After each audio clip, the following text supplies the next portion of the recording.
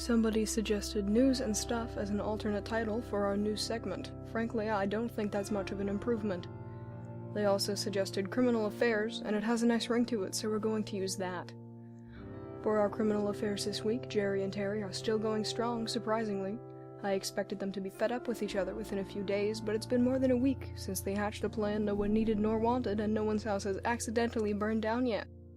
As far as I'm aware, no one has been fitted with a new pair of concrete shoes yet either, but I'm waiting for that one. Jerry's always loved his concrete sandals. That same guy that exploded some stuff last week, like my favorite convenience store, asshole, has been at it again. Since Sunday, they've been at it twice more. If they go any harder, I'll have to switch cities, only because there won't be any of mine left, and that would be unfortunate. I've grown quite attached to my local grocery store. Aside from some big company buying out some other big company, definitely some bribery involved among other things, this week has been fairly plain in news. Jerry and Terry are the only entertaining things in my life, and that is because they are very stupid.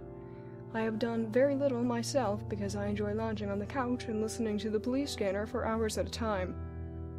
Ignoring the fact that I absolutely forgot to call Cole back, they called again early this week, and I set up a meeting with them for tomorrow. Somewhere public, as while I would not mind immediately scaring them off, that is not my goal. I'm going to receive information, not ruin the possibility of a work acquaintance. People always talk about stranger danger, but they don't talk about meeting up with possible business opportunities. I wish that was something I'd learned about in home ec back in the day. I needed that information when I first started out. Well, back when I first started out was also back when I was fresh enough to think partnerships would work. It's best to assume the worst about a person in this business. Then they can't disappoint you when they betray your entire team, kill your family, and steal your dog, and you won't have a problem sinking them immediately. Whoever was messing with my system last Sunday came back that night, very shortly after I was done transferring my information. They absolutely obliterated everything. They accomplished this so easily they absolutely could have done so the first time around, but waited until I was done retrieving the sensitive things, which means they're either testing me, playing a practical joke on me, or were dared by a stupid friend and were just drunk enough to do it. If they do have malicious intent, I'll be here all day. It's much easier to wait and let them come to me. Everyone knows those of a negative inclination are self-absorbed and do not like being dismissed. If you are trying to get my attention, you have succeeded. Now get your trash out of my house. At this point, not calling Terry in to do a sweep is a bit irresponsible, but it is nowhere near important enough to merit an emergency, and an emergency of great magnitude is the only thing that could force me to call one of the twins in while they are working together. It is not worth the trouble. In an attempt to get out of the house, I think I might go sit in a cafe and pretend to be a struggling author, listen to the alternative music, and drink some poorly brewed white tea. I don't know how anyone drinks the weak brews you receive in cafes, and what about coffee? It's either water or mud.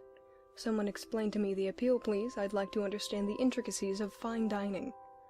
Somebody asked me why my Twitter handle was Vicky Fresh, and that would be because Terry set it up.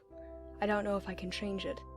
It would be worse if Jerry had done it, and would probably involve something much more inappropriate, so I'm thankful he was not present at least. We have a submission from Anime is Real this week. Eccentric, are we? They say, I was hired to take a hit out on some famous business guy at a company dinner, and I was lined up perfectly across the street when he fell face down in his entree. Died of sickle cell anemia or something like that right there.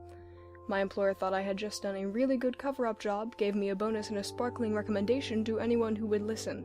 He wasn't the smartest. He's dead now. Not surprised about your employer. If you aren't the brightest in the lot, you don't last long. As for the businessman who died face down in his dinner, I can't decide if that's a stroke of luck or a killjoy for you. Makes your job easier, but at the same time, maybe you were really looking forward to that kill. Unfortunate. Thank you for joining me. If you'd like your story read next week or some criminal advice for those too impatient to figure it out themselves, you can find me at diaryofamastermind@gmail.com.